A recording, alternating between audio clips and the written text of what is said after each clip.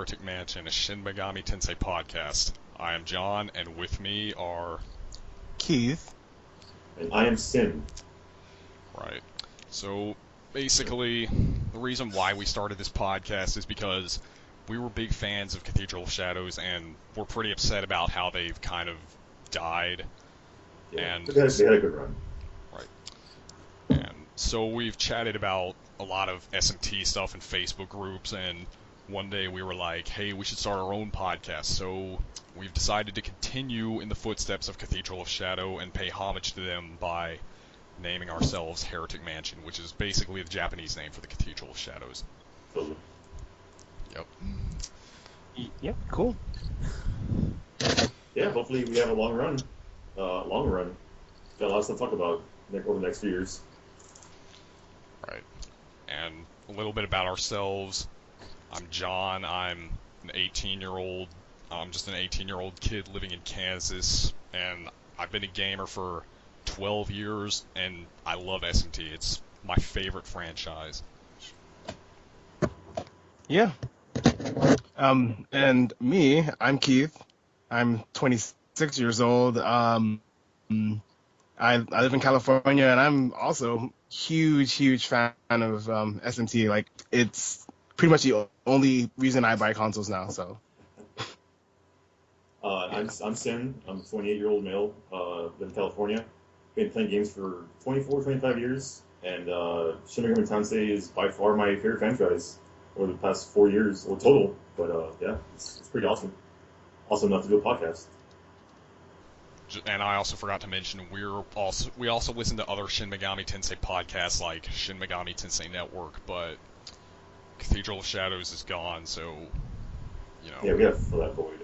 Gotta fill that hole for them. There's a void of hardcore dedicated SMT podcasts, and we are pretty hardcore dedicated SMT fans, so I think we can do it. Yeah, hopefully we will. And it's a bit early to mention this, but if you guys have any complaints, or if there's anything you think we can do better, please email us so we can correct that. Yeah, these first couple episodes are going to be dry runs, kind of like put things together, see things fall into place, and go from there. We're willing to work with each other a lot. Make this thing as successful as we can, and we'll do it. Yeah, and this is my first time doing a podcast, so I'm I'm a bit nervous. Yeah, same here. For Keith. So yeah, go on. Okay. So anyway, since this is the first episode, it's going to be different from what we normally do, but our future episodes are going to be divided into 4 parts. The first part is going to be any SMT-related subject that we'd like to go over. The second part is going to be news and stuff going on with Atlus, and sometimes that might be part 1 if it's really big news. Yeah. And part 3 is going to be where we talk about what we're playing, and the 4th part is going to be where we answer emails. Yeah. Yep, sounds good. It's pretty solid. This first episode should mostly be, it's mostly going to be us giving a look background into ourselves, so our listeners could get more of an idea of who the hell we are, and are we even worth listening to, which I think we are, if I may say so. Keith, what is it you wanted to say? What is it I wanted to say? Plenty of things, probably. Yeah, there's plenty of things. I hope that we can maintain a interest with the listeners, and they. Sorry, I'm a little nervous too. Yeah, I'm hoping that we can create a dialogue that, because people have different places to go talk SMT, but not this is a way, I don't know, something to look forward to, I guess. Yeah. An event. Yeah, exactly. I have a few friends that are SMT fans that are like, hey, I want to hear your podcast so I could jive with you about stuff, So we want people to be able to say hey, I want to talk to this podcast. I like these guys. I want to talk SMT with these guys, and go from there.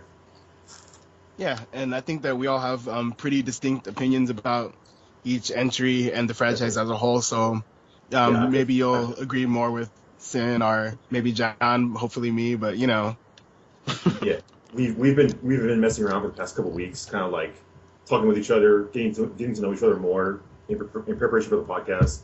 and we can talk about SMT forever, apparently, because we have like a billion subjects just on the fly we come up with, just talk SMT for years, which we plan to do. So that's kind of cool. Right, and Like, another to be able to have a podcast with guys that I get along with. Sorry, I didn't mean to cut you off. it's fine. But another thing is, like, back to what we were saying earlier, there's only so many people you can talk with SMT about. Like, it's really not that popular of a franchise outside of Persona. Yeah. I mean, which is a great yeah. series. I know that's going to come up a lot, the whole SMT versus Persona, but, they're all great. They're all great games. Yeah. I mean, even Persona isn't that well known. It's not well known as something like Pokemon or Final Fantasy. Yeah, I think Exactly. I think the highest selling one is what, Golden, with like is it a million now? Is it a million sold? I think it reached 1 million. Yeah. Yeah, I mean, successful. Yeah, that's pretty successful, and I'm sure Atlus made a lot of money from that. But that's not huge successful. That's not like 5 million, 10 million numbers. It's not mainstream like like I said, Final Fantasy or Pokemon. Yeah, I think Yeah. the only Yeah. the only Japanese RPGs that are pretty huge in America, huge in America, are Final Fantasy, Pokemon, like you said. Right. Because you could say Tales, but that's not as huge. I doubt we're selling. Yeah, even then, if you try to pre-order a Tales game, they'll be like, "Oh, so do you want to get the new Modern Warfare 2?" Shit, I probably pre-ordered both of them. But yeah, like SMT is big, but it's not big enough where you have everyone talking about it. So we're gonna make sure there's a window. There's there's someone to talk to. Right. We're here. So, another thing we're going to be talking about on this first episode is basically how we got into SMT, why we like it, which games we played, what are our favorites. Oh, man, So- I'm forever about that. So for me, how I got into SMT, the first time I ever heard about it was when I saw the Two Best Friends Play Persona 4 video on YouTube, and I thought, well, this game looks really good, but I don't have a PS2, so that sucks, and I just forgot about it. And then, when I was 15, I was going to buy Final Fantasy VI on the PlayStation Store. Then I saw an advertisement for Persona 3 FES, and I'm like, wait a minute, this is the predecessor to that game that I saw on Two Best Friends Play. So, I bought it, then I started playing it, and I loved it. I just loved the way SMT, or just the way it handled, like, mythology and stuff. It was like Pokemon, except I was using real mythological figures like gods and demons and stuff. And how I discovered the other SMT games, I was looking up like how to fuse personas or something. Then it took me to the Megami Tensei wiki, and I'm like, so this is the Megami Tensei wiki, not the Persona wiki. And it was from there that I found out that there were other SMT games in this series that weren't Persona. So, played Devil Survivor, loved that. Played Strange Journey, loved that, and it just went uphill from there. And as far as games I've played pretty much every SMT game released in North America except for the Raidou games and Persona 1. And my favorite SMT games are Devil Survivor 1, just because the story is really interesting. It's got a really great cast of characters, and it's a lot of fun. Like, I've played that game so many times, it never gets old. And Have you gotten all the endings? yeah, I've gotten all the endings. Not an overclocked, Nice. but on the original I've gotten all the endings. And another one, Persona 3, because it's the first one, and I kind Oh, it's got that special place. yeah, always gonna have a special place. But it's also because, like, SMT is always kind of dark, and a lot of people say Persona 4 isn't really dark, but Persona 3 is kind of like in between, where it's dark, but it's not like really happy like Persona 4 was. And Persona Yeah. 4 did have its dark moments, but for the most part it was lighthearted. Yeah, but Persona 4 is funny because it was like it's super bright and lighthearted, but then when you think about what they're actually going through, you're like, oh, that's actually pretty dark. They're like in the denial stage of what's going on, and they're just gonna have like a dance party instead of like realize people are dying all around them. Yeah. Red's still out there, but that's sort of the beef. So, Yeah. So what about you guys? So I got into SMT way back in like I want to say '08, '09 when Nocturne was first released. One of my close friends, he bought a copy and he didn't like it. He said it was really dumb, but he really thought that I would like the art style because like I like too spooky stuff. So when he gave it to me, I like instantly like I just looked at the cover and I knew that I was gonna enjoy the game. Like so I played that and then I oh okay so I played that and I really like dug into it and so after that I picked up Persona 3 and I played it and I really liked it. I didn't know like I didn't really know how it connected to Nocturne for some reason. I thought it was sequential, so I was really confused. And then I bought FES, so I played the vanilla, then FES, and P4. So that's basically how I started getting into it. And in terms of the games that I've, That's sorry, I can't control. So that's all in the last 6 years. I think I counted it wrong. It was in high school, and I was in high school. I graduated in '07, so I had to be like 2006 then, I guess. Oh, nice. So 9 years, 9 years strong SMT. Yeah, but yeah. So then that's how I got into it. In terms of the games that I played, it's I don't know the quickest way to say it is I played every American release, every fan translation, and a majority of the Japanese releases. The only games that I haven't beat are PQ, Devil Children Messiah Riser, Last Bible 1, and a couple more that I just can't think of right now. Oh yeah, and Dancing All Night because I'm still playing through it right now. But my favorites are definitely Strange Journey and Devil Children Black Book. Strange Journey because yeah, it has Bugaboo, and it's the only game where I legitimately loved every single character. Like I mean, in all SMT games, the characters are all great, and even if they're like bad, they're bad for good reasons. So you don't hate them because they're poorly written. You hate them because they're meant to be hated, which is good writing.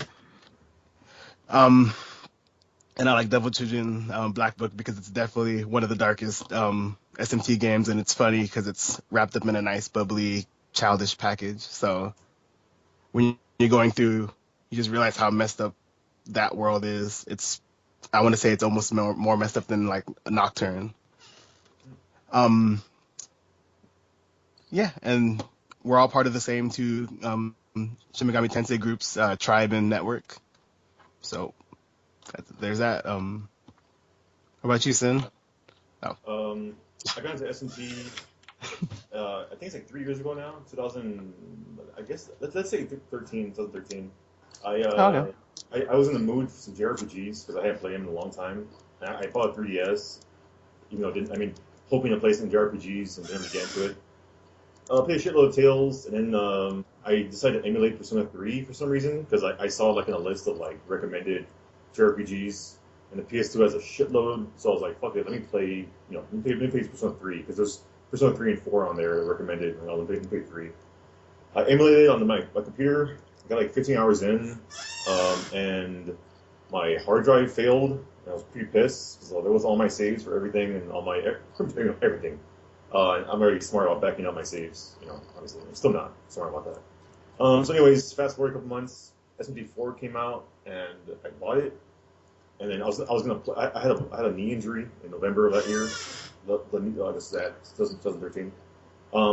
Played Nocturne because I was like, oh, this is SMT3. Let me play it. Like I know it's not a sequel or a prequel, whatever. But I was like, yeah, let me play Nocturne. Played Nocturne that month, like in November, right around when the A Link Between Worlds came out, as I played them back to back, and fucking loved it a lot. Jumped right into SMT4, beat that, and then basically went on to play like 7 straight SMTs or Megaten. So I went, I've played pretty much every single Megaten that you can emulate. I have tried and played at least 30 minutes, but in terms of actually beaten or played a shitload of, I mean, in order, like when I played on those Nocturne, then SMT4, Persona 4, Persona 3, Strange Journey, Double Survivor, and then I got like more than halfway into Raido 1 when I kind of felt like burnt out on seeing the same demons every fucking game. Which happens, you play the same kind of thing over and over again. It happens. Like I played a ton of Tales games before then, and the same thing happened. I got so sick of the battle system. But anyways, yeah, I played a shitload of that, and then went like a year and a half hiatus, and then I got back into SMT a few weeks ago because Keith has like a group play thing going on. I don't know if you want to talk about that a little bit, Keith, but maybe a little later. Maybe. But yeah, he has this little thing going on about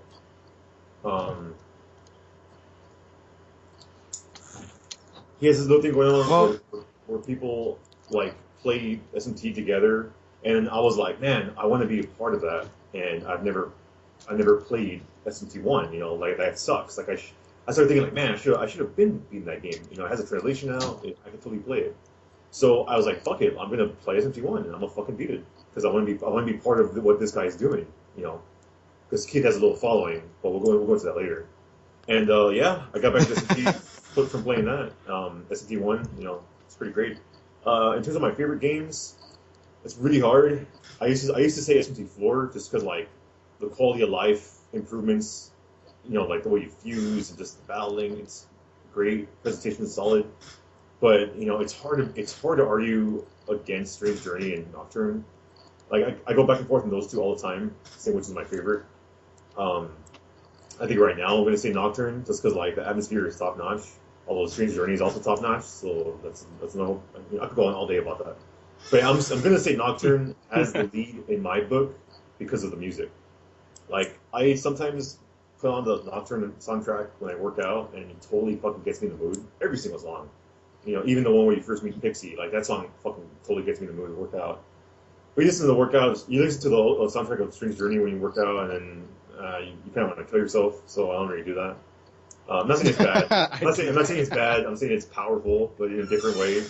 But yeah, so I'm gonna say Nocturne my favorite game. It's fucking beautiful, work of art. Probably my top 3 games of all time. Yeah, and one thing I forgot to mention when I was talking about it was, or one of the reasons I like SMT was the art. It's just there's so many different demons, and they're all basically designed by Kazuma Kaneko. Oh God. Yeah. And a lot of their designs are just really good. Like some of my favorite designs are Satan, Ahriman, and just the way he draws people. Like it doesn't look like your average Japanese RPG, but it still looks Japanese. If that makes any sense. Yeah, it's got like this weird high fashion thing about it.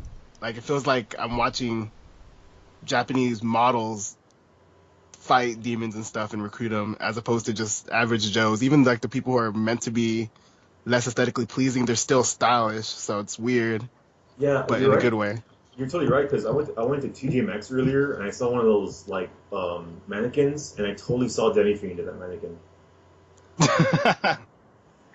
No, I know what you mean though. I know what you mean. When you were saying that, I was mostly thinking of the Nocturne cast besides Demi Fiend. And I was like, yeah, I could totally see Isamu and Chiaki as fucking models the way they're dressed. But yeah, the art's fucking solid. Like all the demons, like all the art the comic was done. I pretty much love even like the simple shit, like Jack Frost, all the Jacks. They're all pretty simple. Yeah. My favorite demon designs are the 4 archangels, or at least the older versions of them. And Metatron, like those are my top 5 easily. I fucking love the way like the angels look. It's mind blowing. Yeah. And I could just narrow down my favorite to one. It's Bugaboo. Yeah, Like even the old Bugaboo. Yeah, he's pretty cool. I don't really know him from Strange Journey, but he's pretty cool in that game. Yeah. I was like, I ever since I got the Strange Journey guides, I've been trying to flip through to see if he talks about designing Bugaboo, but so far he hasn't said anything. Like I haven't seen anything where he's like, oh, this is why I made him look like that. But as soon as I do, like, we'll talk about it. So you like Bugaboo's design? Do you like Bugaboo's design? With Humana. Spoilers for Strange Journey. Do you like his? Yeah. Sorry. Yeah, if you don't want to Yeah, spoil 'cause- Strange Journey, you want to fast forward like 30 seconds. Okay, Strange Journey spoilers. So, do you like his design after he's fused with his bro?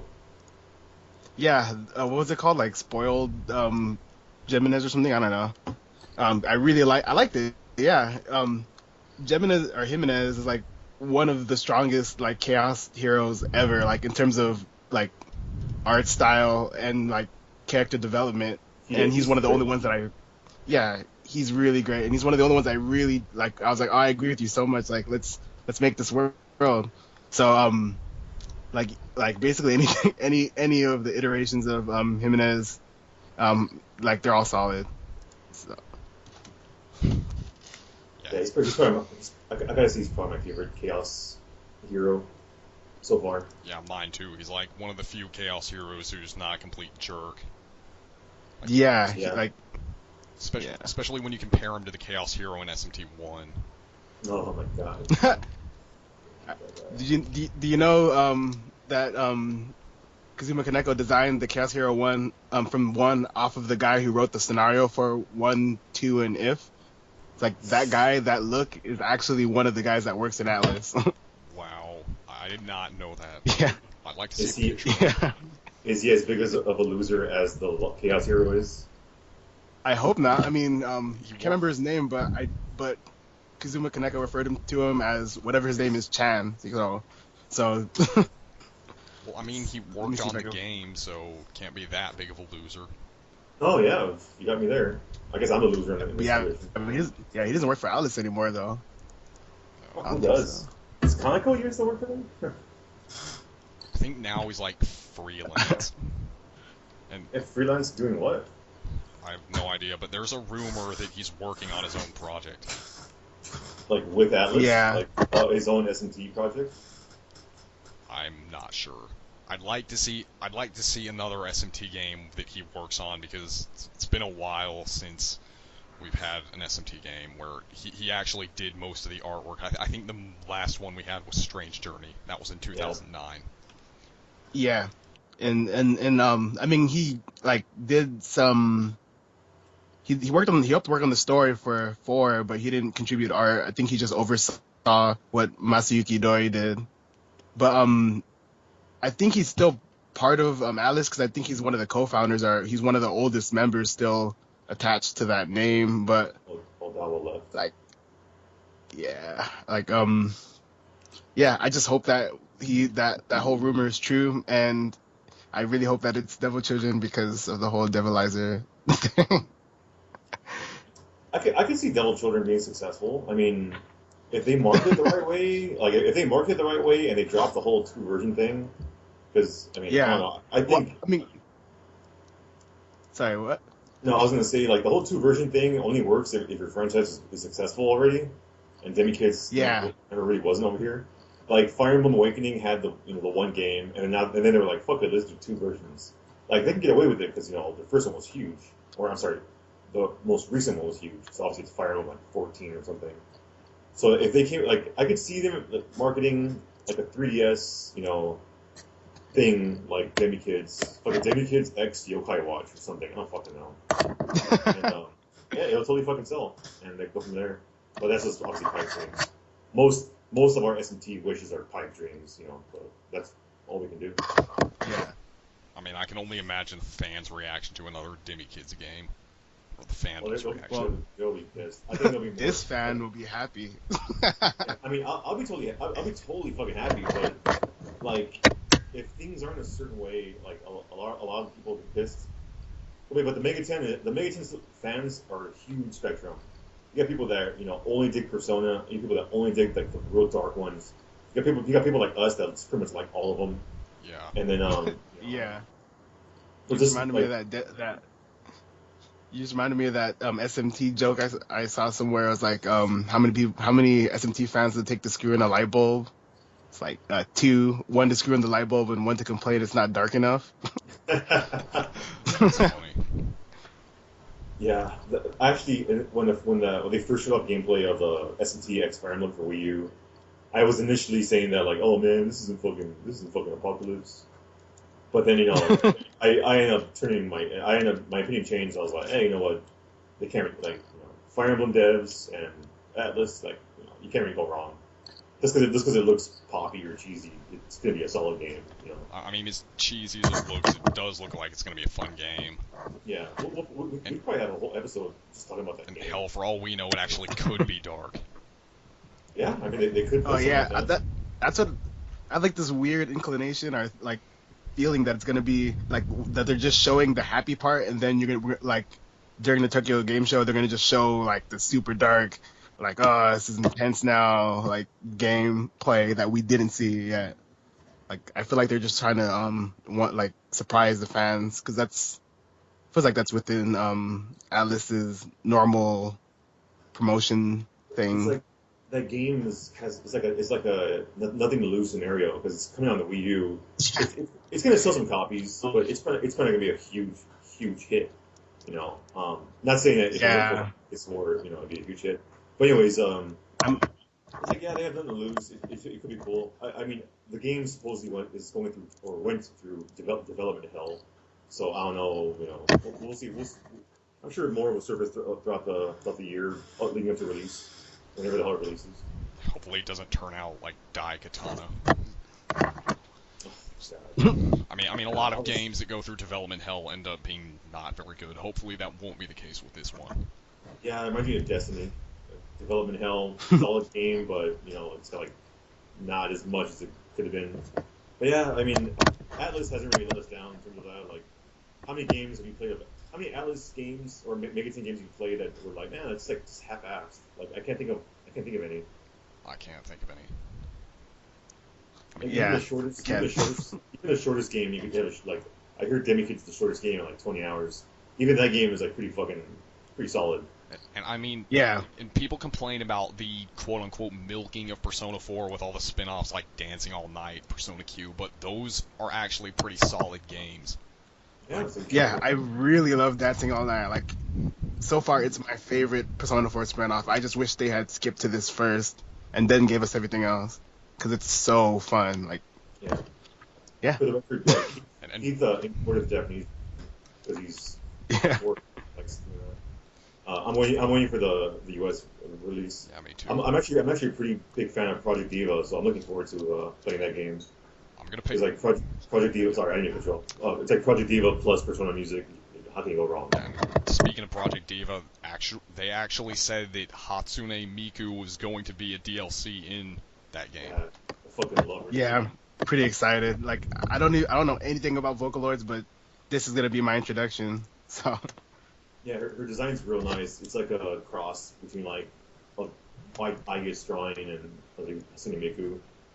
Yeah, like, it looks real cool. Like I'm definitely gonna play that DLC. Yeah, I actually heard that Soejima did the artwork for one of her like recent albums.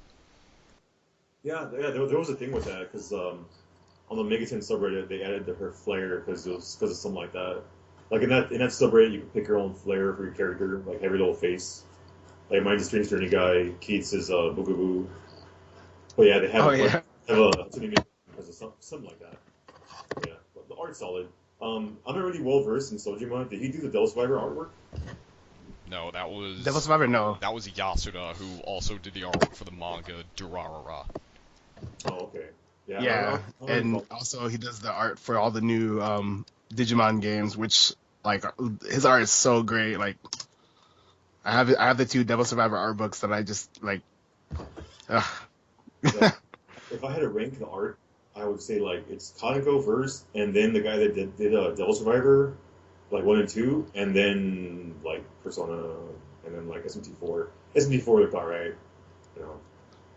Yeah, like I think that I feel like Masayuki Doi he doesn't have the same vision as Kaneko. Like Kaneko has a very specific like train of thought in terms of his designs, and I think once some time has passed, maybe Doi will fall into it more because like when Sojima first started, his designs looked like they were some semi like in between his artwork and Kaneko's, but then when you look at 4 and you look at Catherine and now 5, like it looks like I think there's like a gradual change and he's becoming more confident in his work.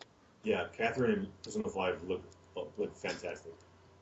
I think the art's Yeah, I can't really think of an SMT game I'd say that has bad artwork, but I mean I like the artwork for Oh, all the games. I mean, you should look at another Bible or Ronde. They yeah. both have like. I was, I was gonna say I mean, how much we're gonna bend the Megaten umbrella. Like you see Ronde, Megaten, you go from there. Even SMT Imagine, the every time I played it, like the model, like some of the art looked pretty bad. I think the models were like altered PS2 models of the characters. And I didn't really care for it. Well, I mean, have you seen their original concept artwork for some of the things in SMT Imagine? no, actually, I, do they have an art book for Imagine? well, no, but you can like look up some of the things on the SMT wiki and it'll show them. This picture you just sent me, is this another Bible? That's another Bible, yeah. It's so funny looking, right? It looks like a really bad, low budget. Okay. Well, I haven't played that. I'm just talking about games that I've played. Oh yeah. Oh, they do have the concept art for Imagine's amazing. I like it. For which game? For Imagine, the concepts and stuff. Yeah, I forgot to mention before Imagine got shut down, or at least like the U.S. side or whatever got shut down like 2 years ago. I played like a few hours of it just to dick around. I'm not really a fan of MMOs in the beginning, so playing it wasn't really and then it's pretty ancient. Like you gotta like run it like defaults to running in a window and all this weird shit. But it was cool playing a multiplayer S&T game with we have none really. Like I guess it's Demi Kids, but I gotta drive to Keith's house, wheel, like I gotta drive 5 miles to play Demi Kids. I don't think you would win. You wouldn't beat me in the Battle Network. I beat Kazuma Kaneko, so. I beat Sorry, I actually just bought a Game Boy Advance just from some feedback because I want to play through all. I want to, for the sake of the podcast, really, I want to play through all the S&T that I haven't played yet, haven't beaten yet, and I want to play them in their. If I could play them in their original format, then I would. Like SMT1, I'll have an iPhone, so I'm playing it emulated on my computer. But Demi Kids has an English release, so I bought a Game Boy Advance and the game just so I could fucking play it. So yeah, it's pretty cool. Yeah, and another thing about this podcast is that I actually, like I said, SMT is my favorite franchise, but I really haven't played SMT much in the last year or so, except for Devil Survivor 2 Record Breaker.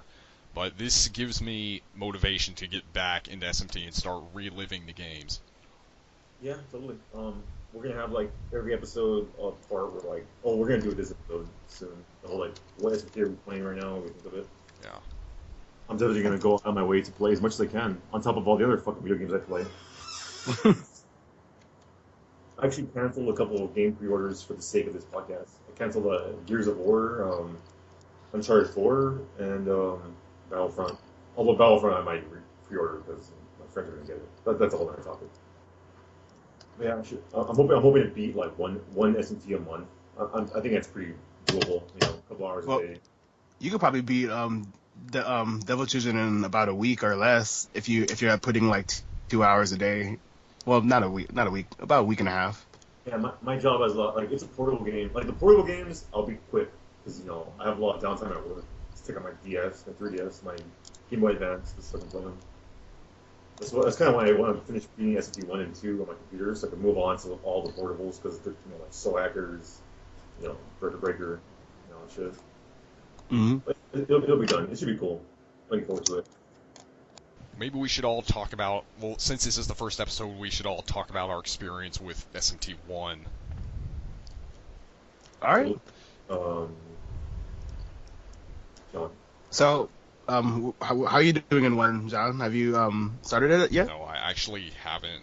Well, the thing is, I played SMT1 on my iPhone, and I started to get into it, but then, like, my iPhone broke, so lost all my data. And when How'd you break it? Yeah, I didn't break it, it just stopped working because I've had it since, like, 2013. And, But, no. yeah. But, What was your alignment? Maybe that did it to you. I don't even know what my Yeah, alignment was. you're probably... Pretty sure. You're probably chaos. Yeah, I'm pretty sure it was chaos because I'm usually chaos. It's so easy to follow the chaos because I was trying to be neutral. well, because in my playthrough, I've already gotten all the alignment endings and all that, but for the sake of the group play, I decided that well, I'm trying to have everyone decide every moral decision based on what they would personally like do, and I was doing that, and then I inadvertently like sided with like spoilers.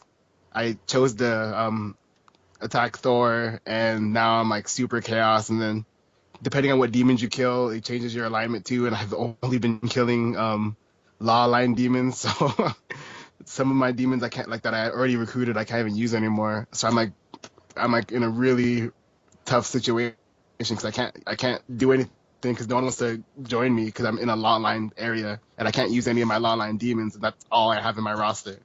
So I haven't played it in about a week. Yeah, and I've played the Super Nintendo version as well. I got about like an hour into it, but after that I was just like, you know what, this game is a little too dated for my 18-year-old brain. I'm sure it was a great game for its time, but I mean, SMT has come a long way since then. Hmm. I'm actually I just started playing it like last week, and no, not last week, 2 weeks ago. Spoilers, obviously. I think I'm like a quarter of the way in. I'm like level 30. The nukes already fell.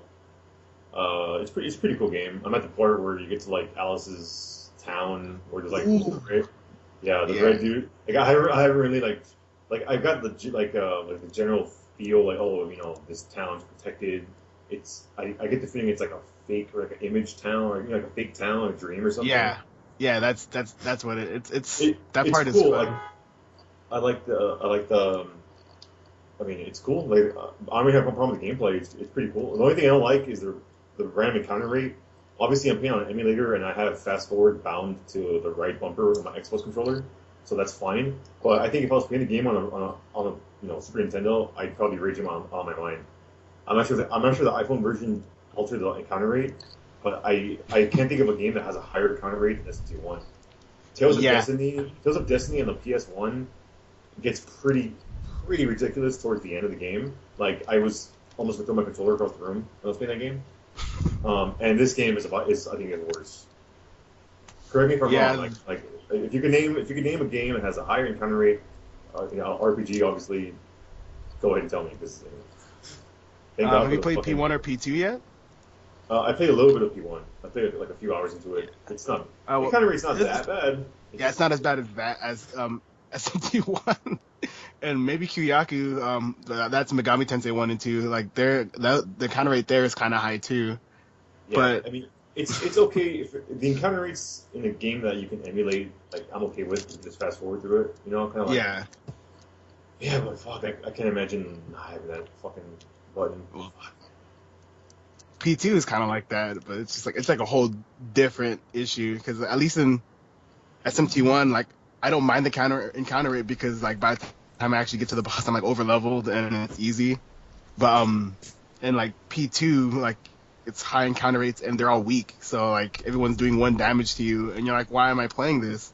Like there's no challenge, but I feel like they're trying to focus on the story or whatever, and that was one attempt at making the story more of a focal point, I guess. I think that could work for some games. Yeah. Well, speaking of encounter rates, Digital Devil Saga, the encounter rate wasn't really, I'd say, as high as those games. It was still pretty high, but in Digital Devil Saga, I felt like it was worse because half of the encounters were sneak attacks or ambushes. That's true. Can't you just fix that by having a higher speed stat I think it's your luck stat, actually. or luck? Oh fuck that. Yeah, luck is so pointless. I've never purposely put luck points into luck in any game I've ever played. Neither have I. I'm doing it in my SMT1 playthrough because I maxed out strength. I remember people telling me like when I was playing Demon Souls, they're like, "Hey, have you done a luck build?" And I was like, "Why the fuck would I ever do that in any game? Have a luck build?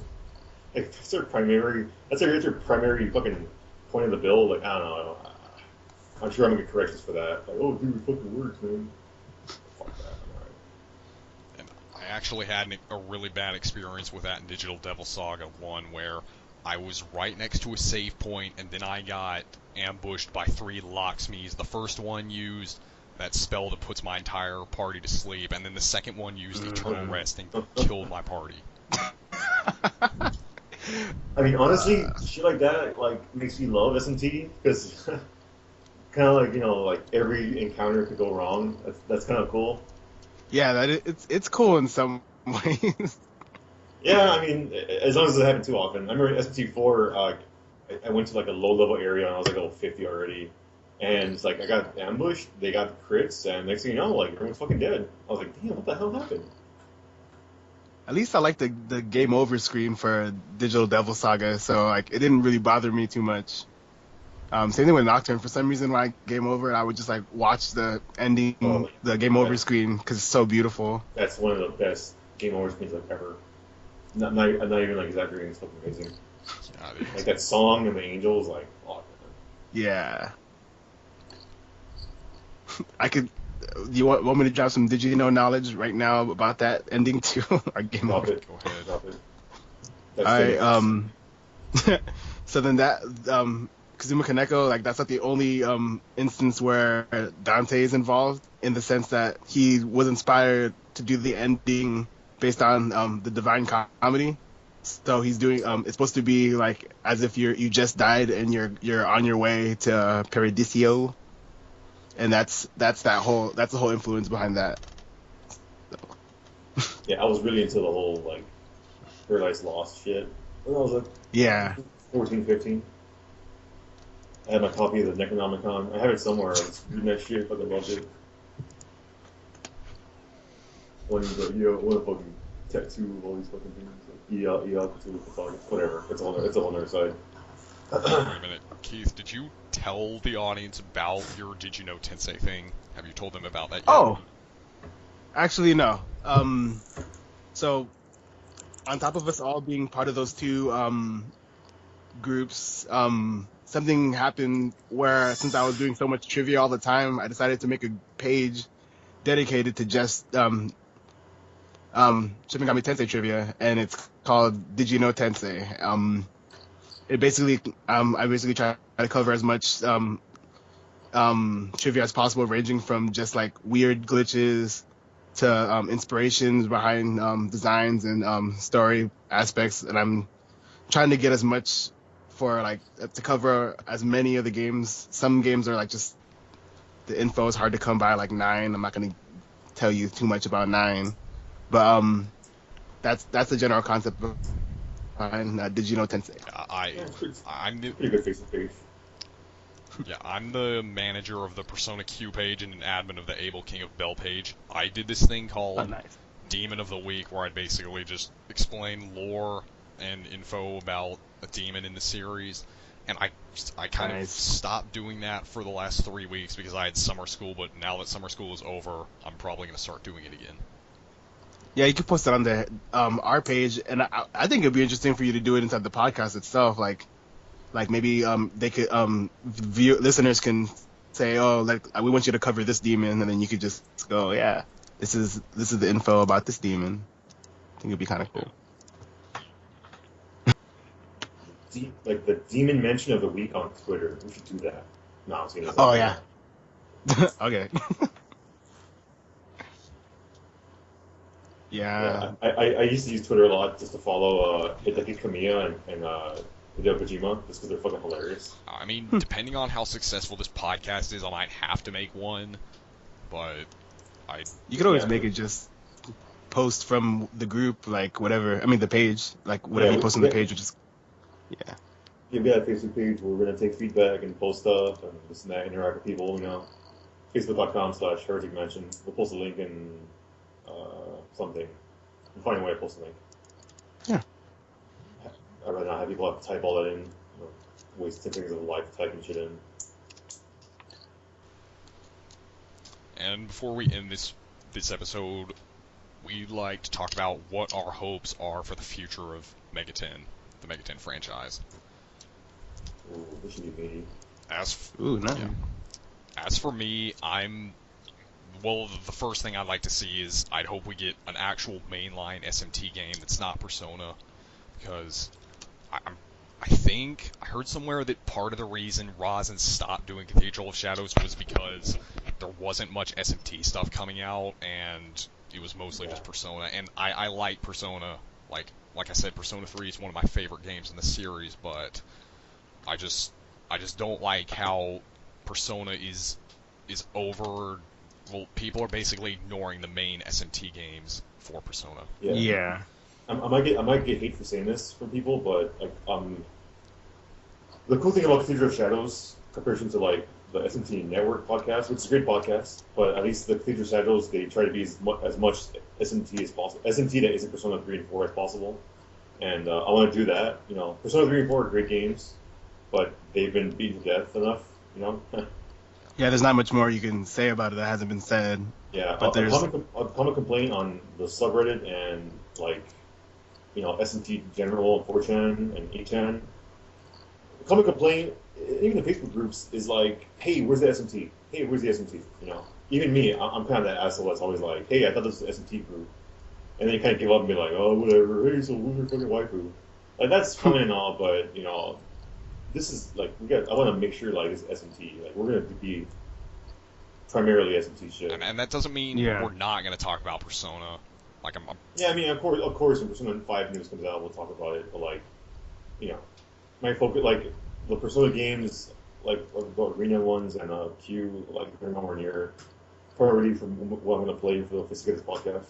Like I figure if someone wants to talk about those games, like they have a million other places to talk about it, and they've probably talked about it in times. So yeah.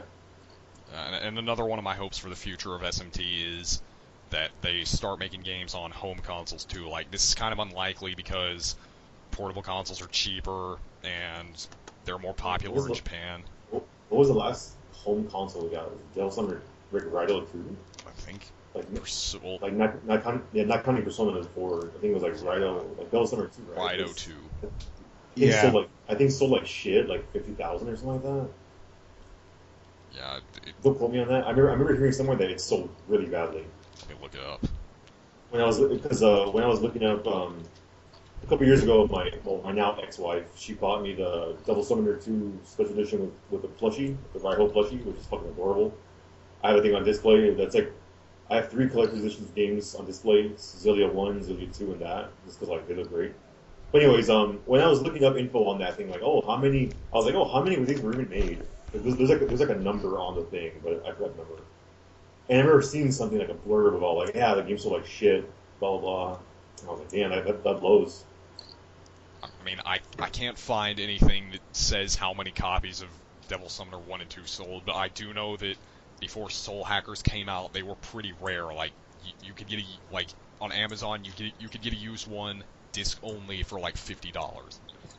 Yeah, it got reprinted about that time. Right. Because I got part 1, I got Rido 1 for like 20. Like they reprinted all the games, and I bought all of them at once. Like DDS 1, 2, you know, DDS 1, 2, Nocturne, Devil Summoner 1, and obviously I need to buy Devil Summoner 2. But yeah. Now they're all available for digital download on the PlayStation Store. Yeah. I think it sold approximately 90,000 copies or something global. Wow. No, Wow. Wait, yeah, 90,000. Wait, that's number 1. Let me see what number 2 did.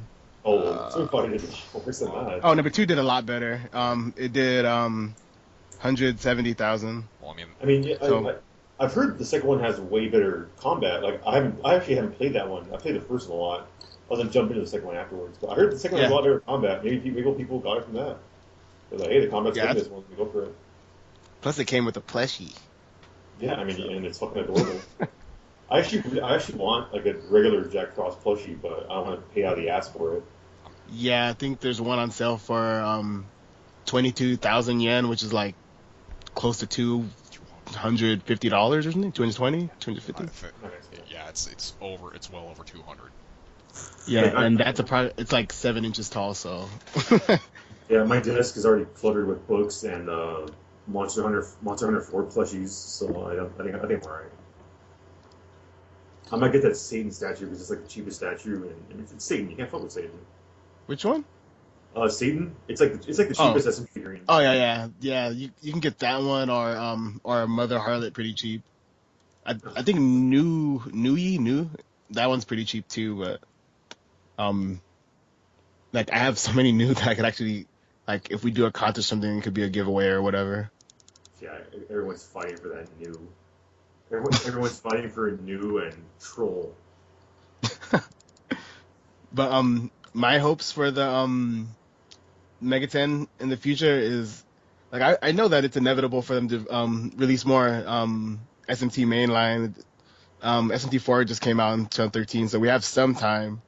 I just what I really want more than that though is I want like what Persona 4 got, which is a lot of experimentation. That's like kind of what they were doing in the beginning, like with like Jack Bros and other like weird offbeat games just to try things. The trading card game was cool too. And then I know this year they're releasing a game CD that's also a murder mystery solving game where you have to try to escape.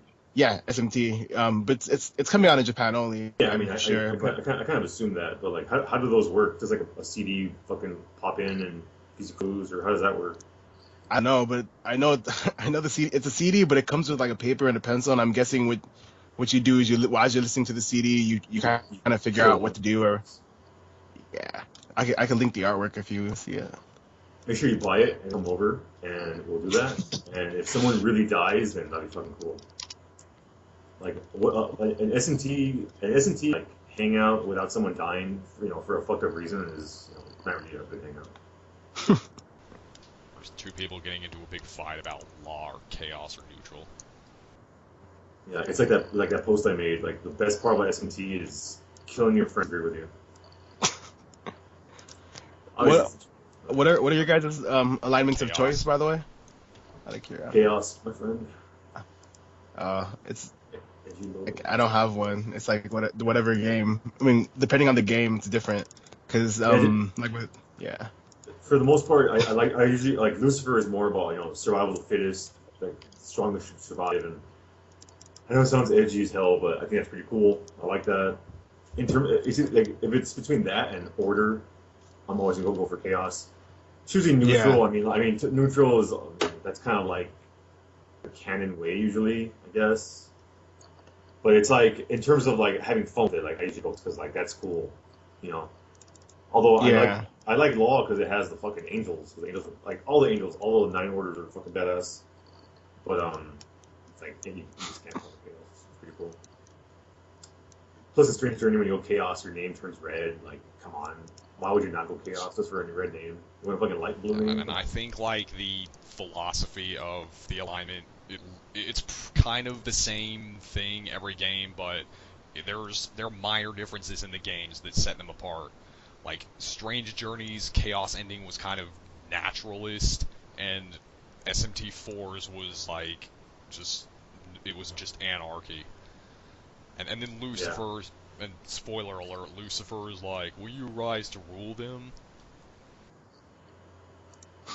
Why not? Reminds me of spoiler for Devil Survivor. Reminds me of Devil Survivor.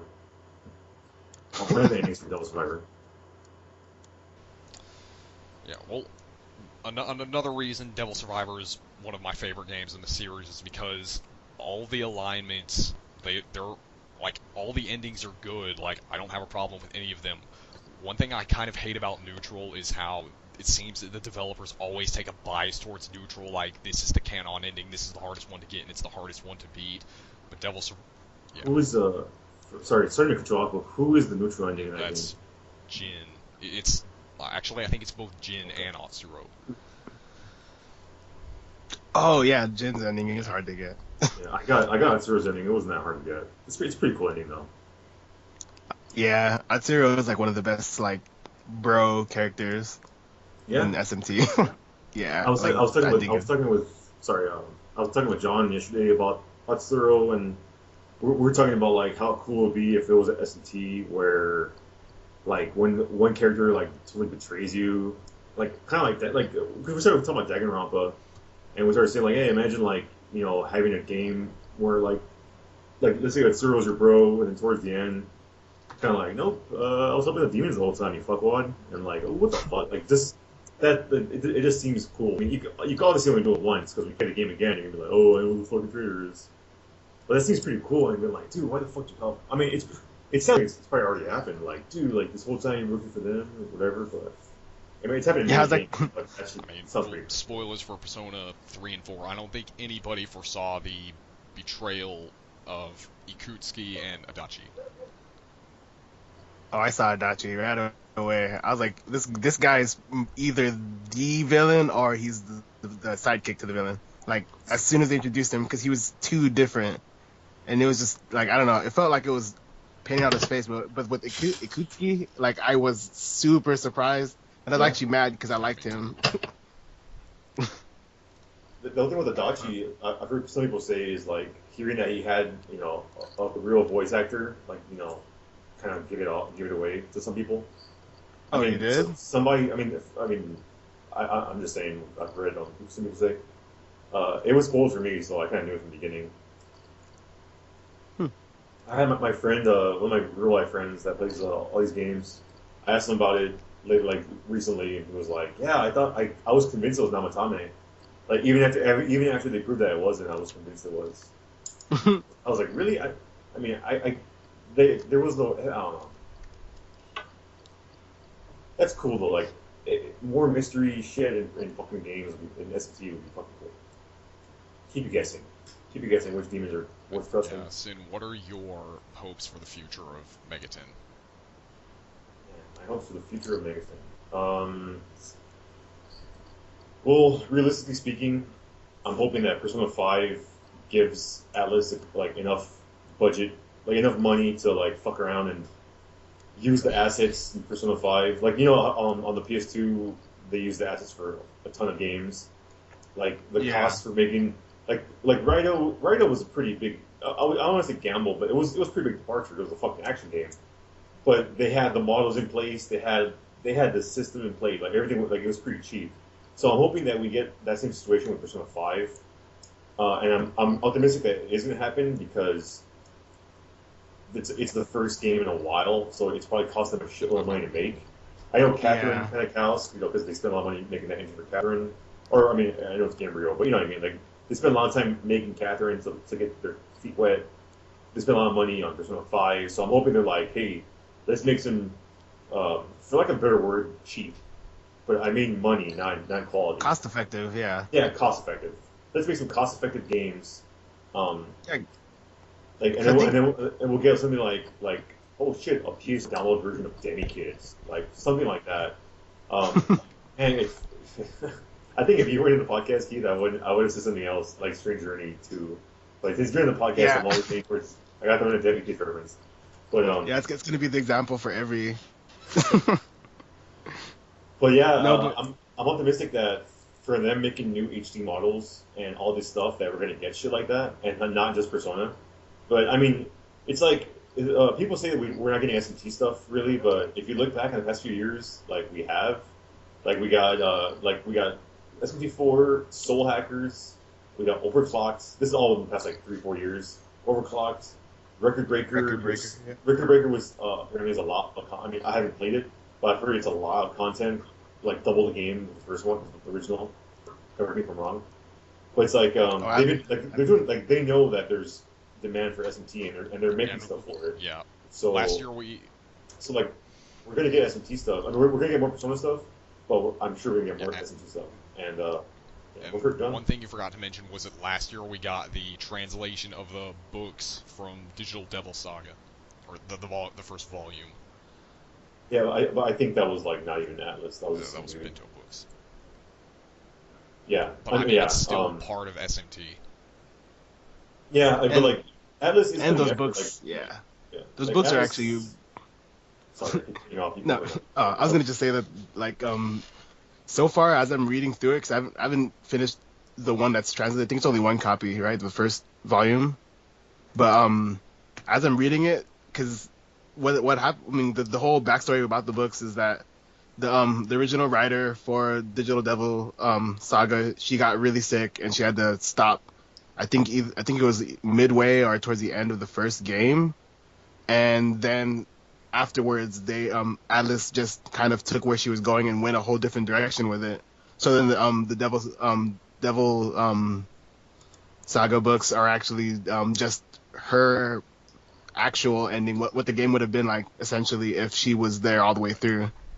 And from what I'm like so far, it's interesting, and I don't want to like knock Alice, but I kind of like the direction she's going better so far. But I'm like literally like 20 pages in, so who knows? Sounds good. But yeah, like just seeing that like Atlus and Atlus USA have been doing stuff for Megaten, like last year or my timeline's messed up. But like over the past couple of years, we got all the PS2 games on the PS3 store, which is fantastic. Yeah, They're putting the effort in for some. Like I mean, they want people to play these games. Like they know that their games are in demand. So like they must know there's a demand for it. I really doubt because sometimes people like to mention that Atlus had money troubles because they're holding with Sega. Like I don't really follow all that news, but like they're selling like they're making games and they're selling. Like Persona Q, I'm sure sold a lot. Record Breaker, I mean I'm sure it sold something. Record Breaker sold a lot actually. It was In the U.S. I was well not I was. I hadn't followed it since it released in Japan, but like in Japan, it was like the top selling 3DS game like like the first 2 weeks of its release, and that was like competing against Monster Hunter. So Well, I mean, I mean, for the most part, everything Japan's gotten over the past 10 years we've gotten, right? Like, what was the last Megaten we didn't get? Devil Summoner 1. yeah, Devil Summoner 1 port for PSP So that was what? and Eternal Punishment port, but Oh yeah, you got me there. I mean, but that's a port, like. yeah, but it has I mean the Devil Summoner port is like it would be good to have just because we never played it, but the port itself is like it's literally just the game again. Like they don't have any new additions. Like there's no new artwork. No, like I don't know if there's new music, but it's basically the same game. Like it's safe to be optimistic, and obviously we have the Wii U game coming out, and the whole thing with the iOS kind of gives me hope that they're going to release 2 and maybe if also on the iOS store, and like you know what I mean, like they did it, like they worked on translation for part 1, so why wouldn't they do part 2? Because Like, and you kill him. I mean, actually listened to an interview Shin Megami Tensei Network, one of their links, they interviewed the PR guy, and he said that they're definitely not going to be releasing any more mobile games ever. Like, at least that's not in the like stars for the next couple years. So, like you mean like iOS and Android? yeah, for everything, especially and like maybe another iOS, but Android and especially not Windows. Like SMT1's not going to come to the Android. I mean, it is officially in the Android market, and it's the official game. I like went through and did research. It's not some guy like it's the actual official Atlus version, but they're not going to continually translate and port them to mobile, even though they have that in Japan. Yeah, that fucking sucks. Yeah. But on the bright side, yeah, we got someone working on if they should that patch should be done within a couple of years. Yeah, I think it'll be done by the end of next year because it's like at 80% or something. But speaking of all the other things that we've gotten, like I know we haven't gotten in America, but there's been a huge amount of Atlus. I mean, Shin Megami Tensei product like toys and drama CDs, like drama CDs and all other kinds of things coming out in the last 2 years. Almost all of the super cool toys like the Demi Fiend and everything, those all came out in 2013 with the release of SMT4. So it's safe to say that even if we don't get games, we're still getting really cool merch. Speaking of that, I also heard that we're getting official translations and releases of the Persona Q and SMT4 manga. Oh, 4 manga? Really? That's what I heard. SMT4 is a manga? It has 3, actually. Yeah, essentially every SMT game has a manga, the main line anyway. Except, no, I take that back. None of them do. Just SMT4. I think Con has... Yeah, Con is if manga. Tokyo Revelation is just like its own thing, but it's tied together with 9.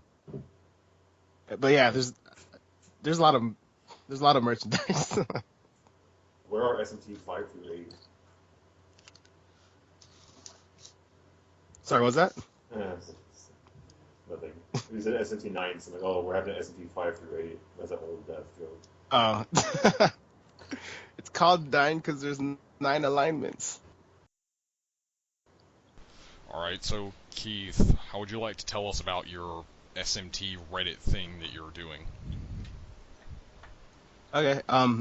So a few days ago, like approximately 2 days ago, I stumbled upon the whole SMT Reddit, the Megaten subreddit, and like I introduced myself, and I posted my collection because why not? And I guess when the mod saw that I knew a lot about the series and that I was filling in gaps that they didn't have, they asked me to help complete the roadmap, which is more or less like a guide of how to play through the huge, vast like array of games that SMT has. And if in the coming days, expect to see a lot more detail in terms of explaining each game, how to find it, where to find it, what's a good price, and what I think of it, hopefully. And expect to see that in a couple days. We'll probably post it on our page. That's Yeah. cool. And, alright, that's pretty much all we have to talk about for this episode, and normally this is where we'd read emails, but this is our first episode, so we don't obviously have any emails, so if you have a question, SMT, it doesn't have to be SMT related. If you just have anything you want us to read or anything you want to ask us, just email us at hereticmansion@gmail.com, and I'll write it down in the description. Just Any suggestions? Like how these sound stupid. These sound amazing. Obviously the second one. But yeah.